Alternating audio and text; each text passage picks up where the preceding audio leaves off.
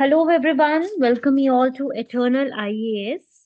And in today's lecture series, we are again going to solve five set of more MCQs, which are very much important from the upcoming prelims point of view. Because all these questions are basically based upon the current affairs section. So these are going to play a very important role in your examination. So let us see what five articles which we are going to cover today. These are the five articles. First one is International Single Species Action Plan. Then, very important, ASEAN and India trade. Then, the lakes, which are in news recently. Then, Central Asian Flyway. Then, Gyanpeeth Award. These are the five articles which are recently in news in some or the other way. So, that's how this whole complete article is going to be very important from examination point of view.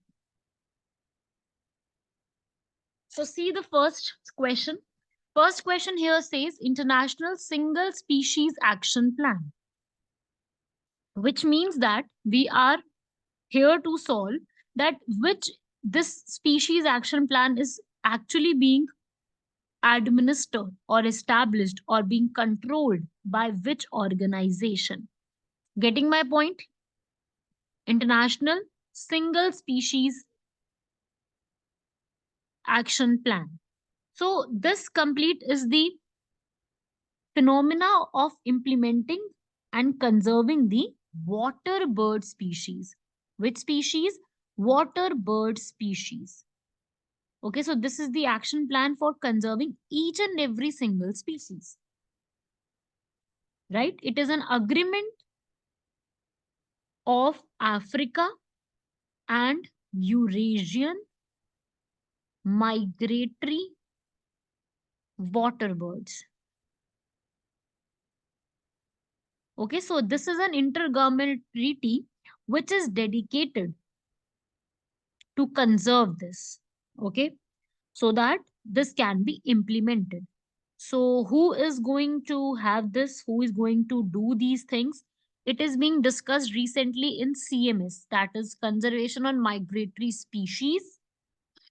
Okay, so this species, it is completely has been done today, like in the recent year. So that's why this topic was in news, right? And it is being administered by the UNEP. So the answer for this question will be fourth. If a question comes up that International Single Species Action Plan is under the framework of migratory species, it is being developed. But if a question comes up administration, then it is UNEP. So these are the two different things here. Who administers and who develops. Getting my point, everyone? Is that clear to you all? This was the first question. Recently, it has been in news because because of the reason that Conference of Parties Migratory Species has recently been held.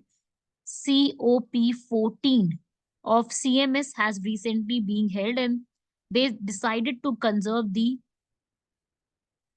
hawksbill turtle. They said that they are going to conserve the hawksbill turtle. Okay. Moving on to second question. Second question is all about the ASEAN and India trade. So ASEAN India trade in goods agreement. You can say this is the ASEAN India free trade agreement also. So this goods agreement, this is also known as AITIGA. So this agreement has been signed, and the third meeting also has been conducted recently to review the ASEAN India Trade in Goods Agreement. And recently, this meeting was being hosted by India, Delhi, from 16 to 19 February. Okay, and the ASEAN countries Brunei, Cambodia, Laos, Vietnam, Philippines, Singapore, Thailand, Indonesia, they visited, and this agreement was signed in 2009. So the first statement is totally correct. Okay, and they are saying that they need to expand the trade And again, this meeting will be conducted in 2025. They are saying that they are going to like conclude the again review in 2025, and next meeting is to be planned in Kuala Lumpur, Malaysia in May 2024. May 2024. Next meeting is going to be held. Okay. So if I talk about presently India ASEAN trade, so India ASEAN trade at the like present time period, this is asking about 2023. Okay, trade value. So around the trade was 131.5 billion dollar. So 131, it is less than, no, it is more than 100 billion dollar. Getting, it is more than 100 billion dollar. So the correct answer for this question is one only, because second statement is written wrong. Moving on to the next question, you can see here the topic why it was in news also. So you can see ASEAN India joint trading happened recently at Vanijya Bhavan, Delhi, and those who participated. You can read the major information from here also. But I told you already important facts. Now moving on to the third question, because these lakes, one of the lakes, Khaja Guda Lake, was recently in news. Okay. Moving on to the questions, like Naini Lake, Uttarakhand, totally correct. Shashtam Lake, Ota Lake, Kerala, totally correct. Next, Khajuguda Lake. Khajuguda Lake was also in news. It is also a city and a lake in Telangana. So all these three are correct. Recently, Khajuguda Lake was in news because this lake is left stinking and shrinking. That's why this topic was in news, and that's why I asked question from the lakes topic. Okay, so you must know some of the facts related to lakes in India. Let me tell you some important lakes which you need to study in for the exam. Important lakes, like largest freshwater lake. Largest freshwater lake of India is Vular Lake, feed by Jhelum River in Jammu Kashmir. Right? Because lakes are of different type: freshwater, saltwater, natural, artificial, or oxbow. Right? And if I talk about largest saline water lake, that is Chilika Lake, or you can say uh, brackish water lake, again Chilika. Saline is Sambhar Lake of Rajasthan. If I talk about the longest lake of India, then the answer will be Vembanad Lake of Kerala. If I ask you the longest is the highest, at the highest altitude lake is Chomalu Lake, Cholamu Lake of Sikkim. If I talk about the highest artificial lake is Govind Ballabh Sagar Pant,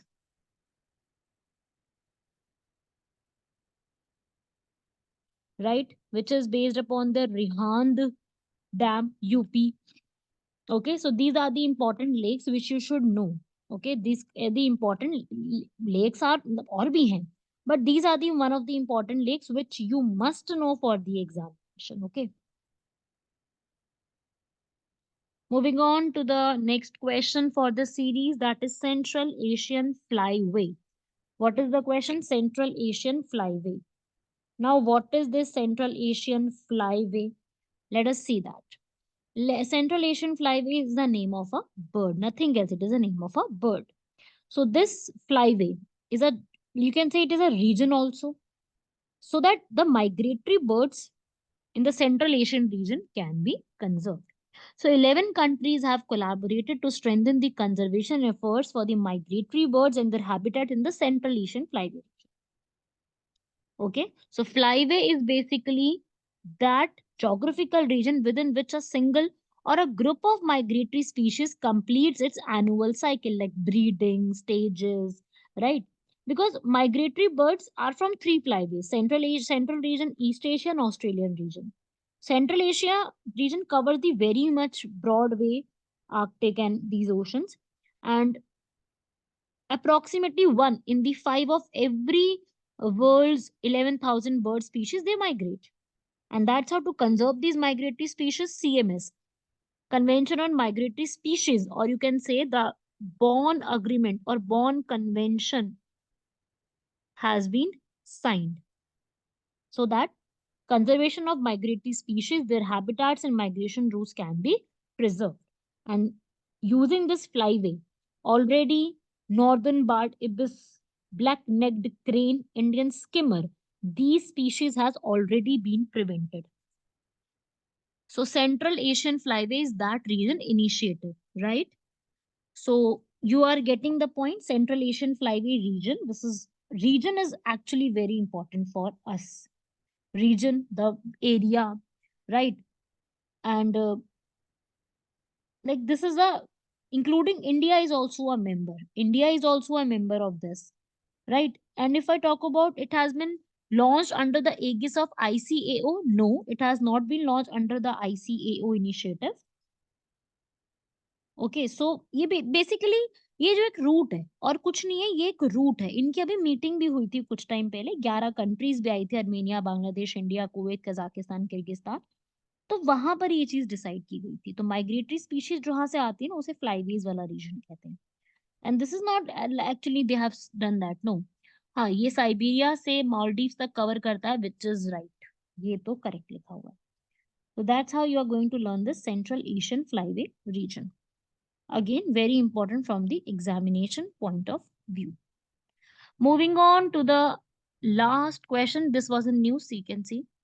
Moving to the last question is about the Gyanpith Award, because recently it has been given. You can see here, Gyanpith honor has been given to the very famous poet Gulzar and Sanskrit scholar Jagat Guru Ram Bhadracharya. These two awards has been given. I already asked this question from different point of view. I already asked question from the Gyanpith Awards, but now the question style is different because the Gyanpith Award symbolizes literary excellence, and it is like a to know the richness and diversity of Indian literature across the various languages. So recently, this award has been given, and this is the oldest, India's oldest and highest Gyanpith Award. Recently, 58th Gyanpith Award has been declared. Okay, two writers, I told you, Urdu poet and lyricist Gulzar, and Sanskrit scholar Jagat Guru Ram Bhadracharya. Okay, outstanding contribution towards the literature. And this award was established in 1961, but the first time this award has been given in 1965. It is presented by Bharatiya Gyanpith. Which one? Bharatiya Gyanpith, not the Sahitya Academy. Wrong. This is wrong. Okay, it is being given by Gyanpith, right? Because this Bharatiya Gyanpith has been established in 1944 by Sahu Shanti Prasad Jain and his wife Rama Jain. Headquarters, Delhi. So first half is wrong. Yes, second statement is right. It is recognized as the highest literary award. Recently, Urdu poet Gulzar has been conferred. Correct. So the correct answer for the question is B, which includes two statements are correct. First statement is totally wrong because it is not presented by the Sahitya Academy. It is presented by the Bharatiya Gyanpith. So these are the factual information which you have to learn, because you can see from the here, this is very important. You all know Gulzar Saab, uh, who has received the Sahitya Academy Award for Urdu in 2002, Dada Saab Phalke Award, Padma Bhushan, right? So he has received these kind of awards. And also his song Jai Ho for the film Slumdog Millionaire, he also received an Oscar and Grammy also, right? And he is also known for his work in Machis, Omkara, Dil Se, Guru, Andhi, right? So these are the important facts which you need to understand, which you need to write in your examination, and make sure you are writing these points. Okay. Can anyone from you in the comment box tell the real name of Gulzar Saab? Real name. Okay, he writes in Urdu, but he's actually not uh, in this field. He's not like I just want to know the real name. Okay, you just tell me the real name so that we get to know what exactly I'm trying to say. Okay, then write it down. Meet you all in the next lecture of Eternal IAS. Till then, take care. Goodbye. Thank you.